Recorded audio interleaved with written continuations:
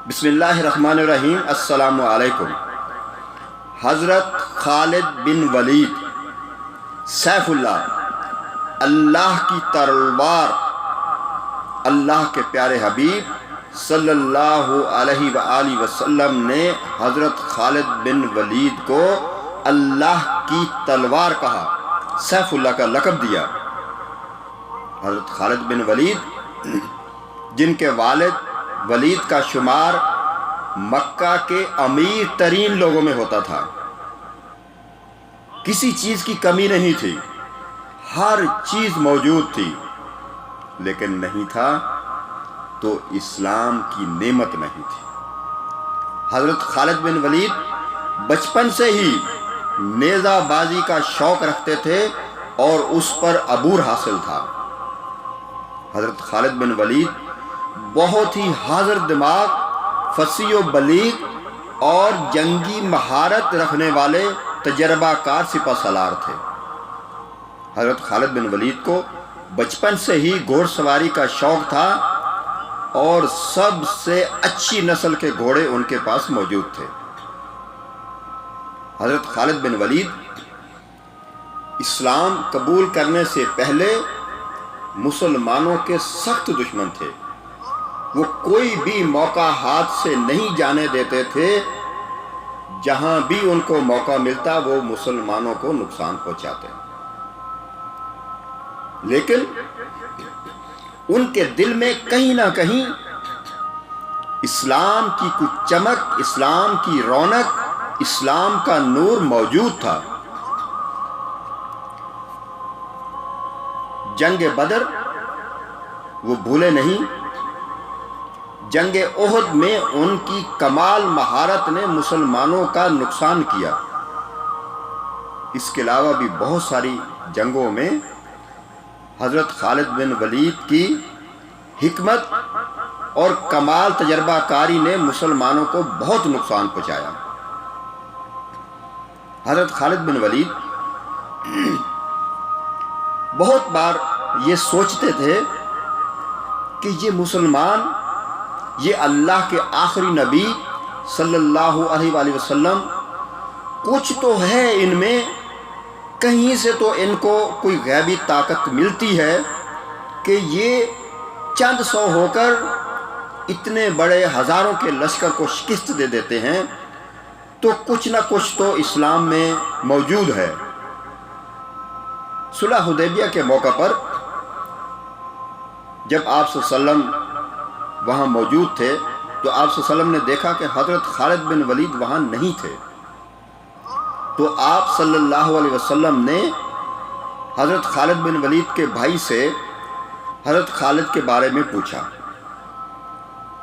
तो उनके भाई ने कहा कि वो मक्का में मौजूद नहीं है। जब हज़रत खालिद को पता चला कि मुसलमान यहाँ आ रहे हैं और हज़रत मोहम्मद सल्लल्लाहु अलैहि वसल्लम भी साथ में हैं, तो वो मक्का से दूर चले गए। उन्होंने उनको मिलना भी गवारा नहीं किया। इस मौका पर हज़रत खालिद के भाई ने हज़रत खालिद को ख़त लिखा कि आप इस्लाम की नेमत से दूर क्यों हैं? आप जैसा इतना अजीम इंसान, जंगजू इंसान, सिपा सालार कमांडर, इस्लाम की नेमत से दूर नहीं रहना चाहिए। अल्लाह के प्यारे हबीब सल्लल्लाहु अलैहि वसल्लम ने भी इसी ख्वाहिश का इजहार किया। चुनाचे जब हज़रत खालिद को वो ख़त मिला तो वो ये सोचने पर मजबूर हो गए कि आखिर कुछ तो मामला है, कुछ तो चीज़ है जो मेरे अंदर मुझे जगा रही है, मुझे तड़पा रही है, इस्लाम के बारे में सोचने पर मजबूर कर रही है कि वाकई ही इस्लाम सच्चा मज़हब है और हज़रत मोहम्मद सल्लल्लाहु अलैहि वसल्लम अल्लाह के आखिरी रसूल और नबी हैं। इसी कशमकश में हज़रत खालिद बिन वलीद ने मक्का के चंद बाअसर لوگوں سے ملاقات کی، ان سے مشورہ کیا کہ میں اسلام قبول کرنا چاہتا ہوں، آپ کی کیا رائے ہے؟ بہت سارے لوگوں نے اس کی مخالفت کی اور حضرت خالد کو تانے دیے، ان کو ڈرا دیا، دھمکا دیا۔ لیکن وہیں پہ حضرت عثمان بن طلحہ موجود تھے۔ حضرت عثمان بن طلحہ نے آپ کی دل جوئی کی، آپ کو سمجھایا، آپ کو اسلام کی دعوت دی اور اسلام قبول کرنے کے لیے تیار کیا۔ چنانچہ حضرت عثمان بن طلحہ اور حضرت خالد بن ولید مکہ سے روانہ ہوئے اسلام کی نعمت حاصل کرنے کے لیے۔ وہ مدینہ جا رہے تھے، رستے میں ان کی ملاقات عمر بالعاص سے ہو گئی۔ جب پوچھا گیا کہ کہاں کا ارادہ ہے تو پتہ چلا کہ دونوں کا ارادہ ایک ہی ہے، مدینہ جا رہے ہیں اور وہاں جا کر اللہ کے پیارے حبیب صلی اللہ علیہ وآلہ وسلم کے ہاتھوں پہ اسلام کی نعمت کو حاصل کرنا چاہتے ہیں۔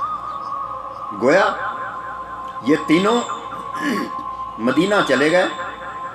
جب مدینہ داخل ہوئے، وہاں پہنچے تو اللہ کے پیارے حبیب صلی اللہ علیہ وآلہ وسلم نے جب تینوں کو دیکھا تو مسکرانے لگے۔ اللہ کے پیارے حبیب صلی اللہ علیہ وسلم کو پتہ چل گیا کہ اللہ نے ان کے دل میں اسلام کی نعمت جگا دی ہے، اللہ نے ان کے دل میں اسلام کا نور چمکا دیا ہے، یہ اسلام قبول کرنے کے لیے آئے ہیں، ان کو آنے دو۔ چنانچہ تینوں نے آپ صلی اللہ علیہ وآلہ وسلم کی خدمت میں حاضر ہو کر کلمہ پڑھ لیا اور مسلمان ہو گئے۔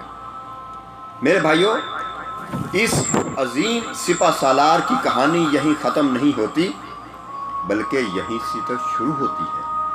انشاءاللہ ہم آگے آنے والے دنوں میں اس عظیم جنگجو پہ بات جاری رکھیں گے۔ آج کے لیے اتنا ہی۔ السلام علیکم ورحمۃ اللہ وبرکاتہ۔